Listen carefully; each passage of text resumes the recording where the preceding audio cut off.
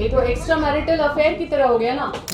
आप लोग पुलिस का नंबर 12 रख दीजिए, क्योंकि आप लोग का तो 12 बज चुका है, तो जिसको अपना 12 बजाना है वो लोग 12 में कॉल करेंगे।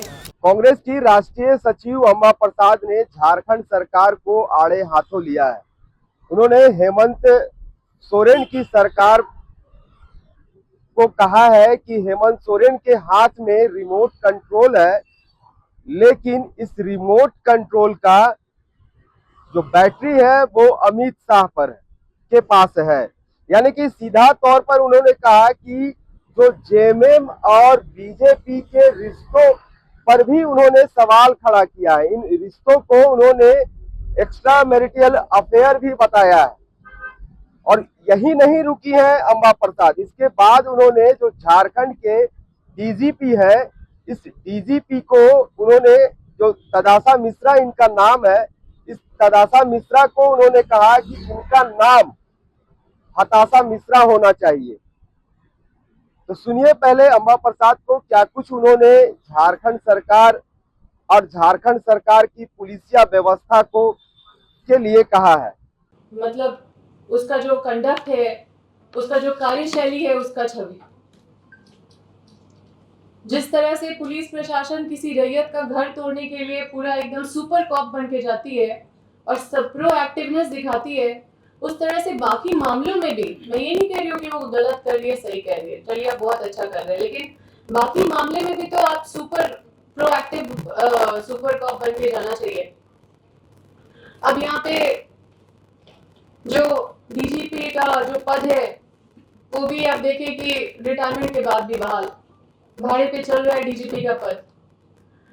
अब जो मैडम तदाशा मिश्रा जी है, हालांकि वो महिला है, हम खुद एक महिला होने के नाते मुझे अच्छा लगता है कि किसी पद में एक महिला पदासीन है और पूरे पूरे पुलिस के ऊपर एक महिला बैठी हुई है, लेकिन उनका जो हालत देख के लगता है, और इन सब चीजों को देखे आपको भी दिखाते हैं,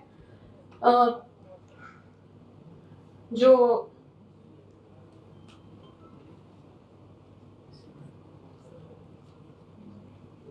लोगों का जो विश्वास है पुलिस प्रशासन के ऊपर, वो आपको देखना चाहिए। विष्णुगढ़ में अभी जो तनाव का माहौल है, लोग बोल रहे हैं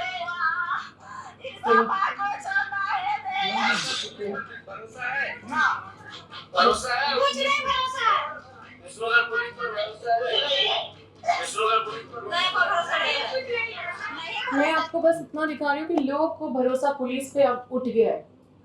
लोग पुलिस के पास जाना नहीं चाहते।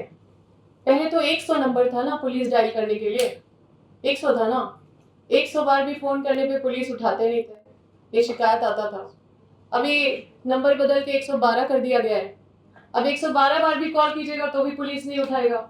हमको लगता है कि इन लोगों को हम सलाह देना चाहते हैं कि आप लोग ऐसा कीजिए, आप लोग पुलिस का नंबर 12 रख दीजिए, क्योंकि आप लोग का तो 12 बज चुका है, तो जिसको अपना 12 बजाना है वो लोग 12 में कॉल करेंगे, क्योंकि कॉल करने से भी तो कोई फायदा होगा नहीं।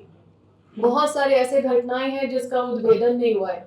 अभी 3 मर्डर हुआ था नापो में, मेरे क्षेत्र में हम बता रहे हैं। मेन क्रिमिनलों को बचाने का कोशिश किया गया। आप जानते हैं कि पुलिस का बोर्ड लगा के अपराधी मतलब अपराधी इतना बड़ा अपराध कर, जैसे होता है ना, मीटर चालू और बत्ती गुल। आपके घर में पूरा लाइट बंद है, आपको बिजली नहीं मिल रहा है, लेकिन मीटर आपका चालू है। वैसी हालत है लोगों का कि वो टैक्स तो पे कर रहे हैं, लेकिन उनको ना नागरिक सुरक्षा मिल रहा है, ना नागरिक अधिकार मिल रहा है।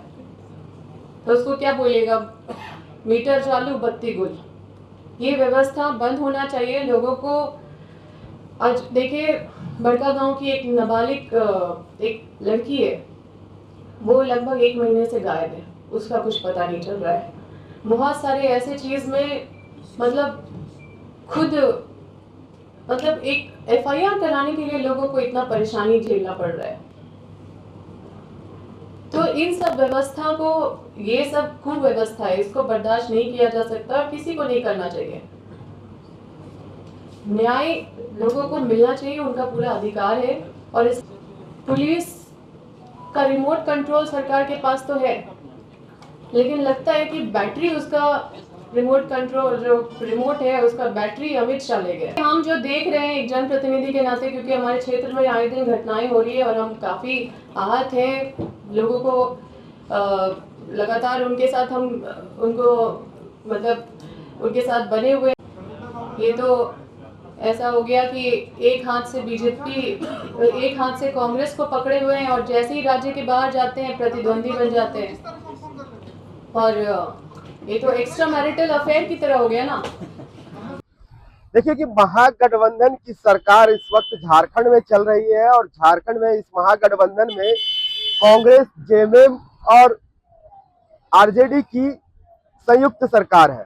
तो ऐसे में अम्मा प्रसाद कांग्रेस से हैं और इनके पिता जो पूर्व में मुख्यमंत्री भी रह चुके हैं, योगेंद्र साहू, ये भी कांग्रेस से ही बिलोंग करते हैं। और ऐसे में इन्हें जब कांग्रेस ने 3 सालों के लिए निष्कासित कर दिया, तो इस निष्कासन होने के बाद कहीं यह लग रहा है कि ये अपनी जो भड़ास है वो झारखंड सरकार पर निकाल रही है। अब इस तरह उनके जो बयानबाजी है वो खुद अपने ही सरकार के खिलाफ बयानबाजी नजर आ रहा है। और उन्होंने कहा कि हमने जो सच्चाई है, राज्य में जो सच्चाई इस वक्त चल रही है, उसे सामने रखने की कोशिश की है, बात कर रहे हैं और इसे सामने रख रहे हैं।